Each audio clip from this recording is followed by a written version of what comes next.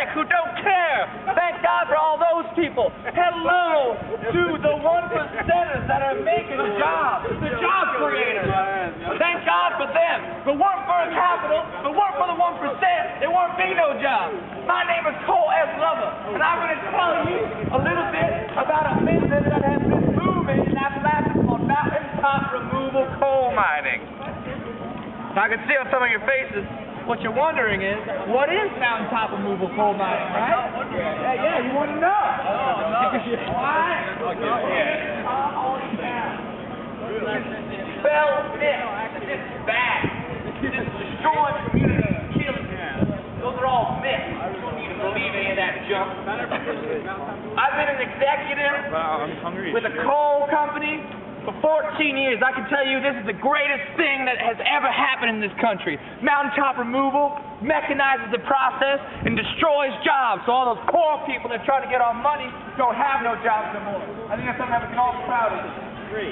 So I want to explain a little bit about the process, but I'm going to need a volunteer. Come on over here, brave soul. I'm going to politicize you.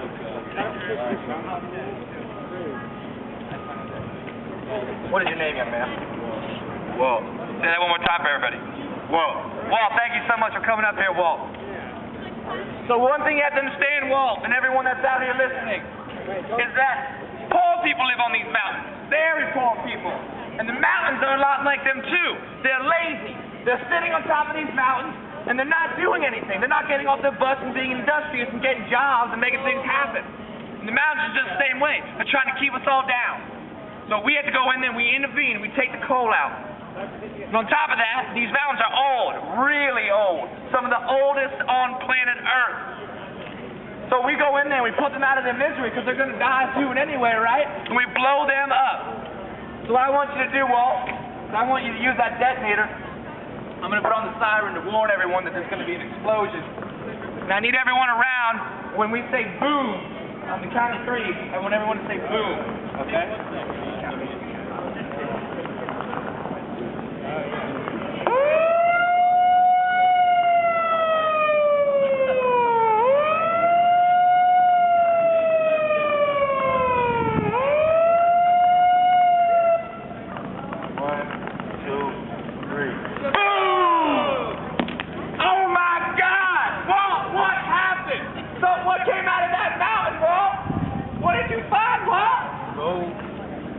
Oh, shit. What did you get, Walt? Chocolate. Tell me what was in there. Chocolate. Chocolate. What else? Gold. Coal. What else? Gold. Gold? Can you say that one more time? Gold. Can you say that one more time? I don't think some of the people heard you. Gold. Gold. Thank you very much for what you've done now. That's right, everybody. Gold is inside of these mountains, and they're sitting there and they're trying to keep it from us. We go in and we blow them up. Thank God for the coal industry. Now I'm looking around at some of your faces, and I can see on your faces that some of you are worried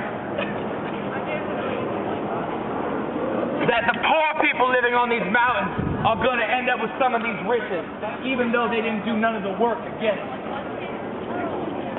Well, I can assure you that none of this wealth is going to the poor people on the mountains. I think that's something we can all be happy about. The coal industry has been doing that for about 100 years now.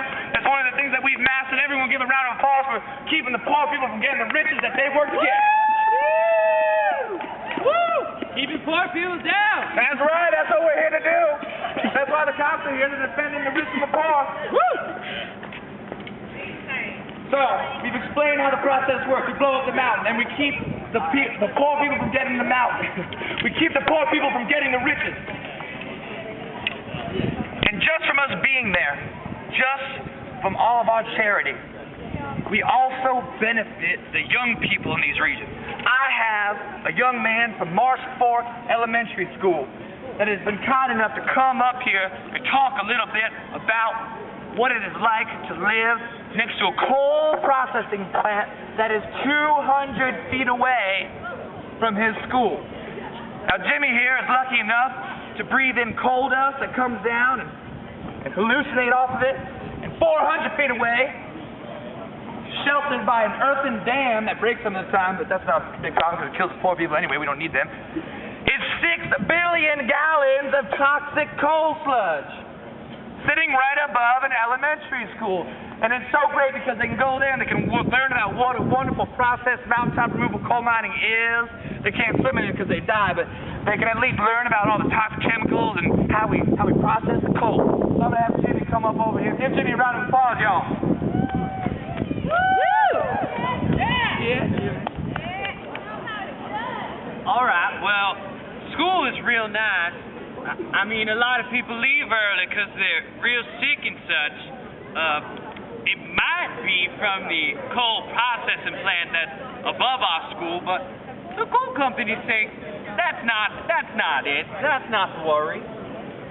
There's a lot of dust and soot that cover our playground, and it mixes with our sandbox. But that's okay, because I'll just make it into a great big dust cloud, and then I'll run through it. And sometimes we even hold our breath.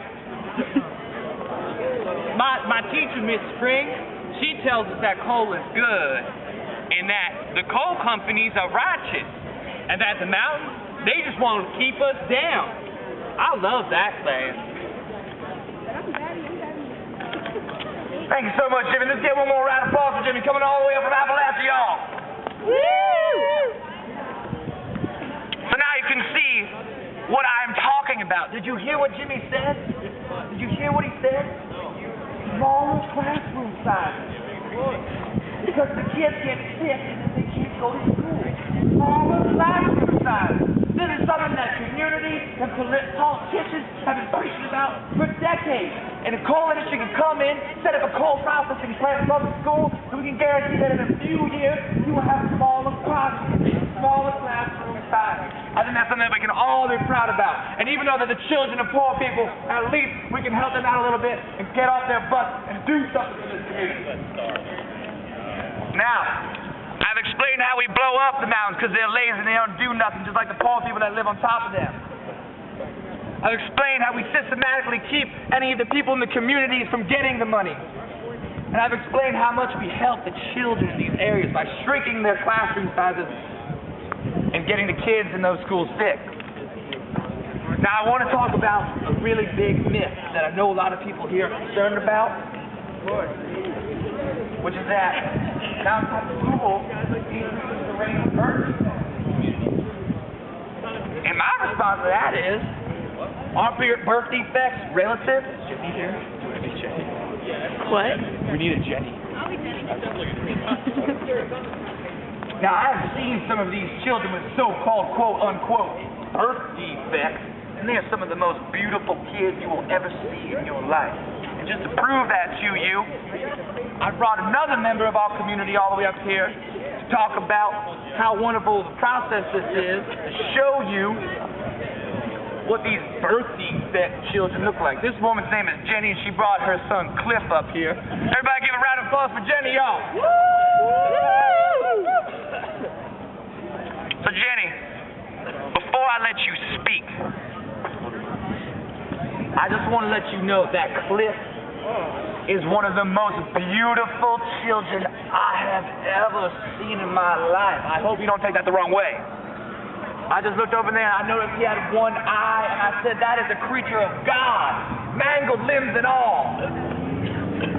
So, Jenny, why don't you get on the mic for a minute, tell us what it's like living down there. Sure, Cole. Hi, everyone. My name is Jenny. This is my son here, Cliff. We've been living down in West Virginia, Appalachia, for about 12 years now. They come and they blow up the mountain, and then it pollutes our stream. And then I was drinking it when I was pregnant with Cliff here, and I think that's what might have done this. But the coal company said it isn't, so I'm going to believe them. And, this is what happened with my baby. But I think he's beautiful. Thank you, Cole. Thank you, Cole. My name's Cole. Thank you very much, Jenny. Cliff is a wonderful child. I think he's got a great future ahead of him. Mangled limbs and all. I want you to oppose these radical environmentalists. Come over here and sign our petition. Help support the longevity, prosperity, and the future of this nation.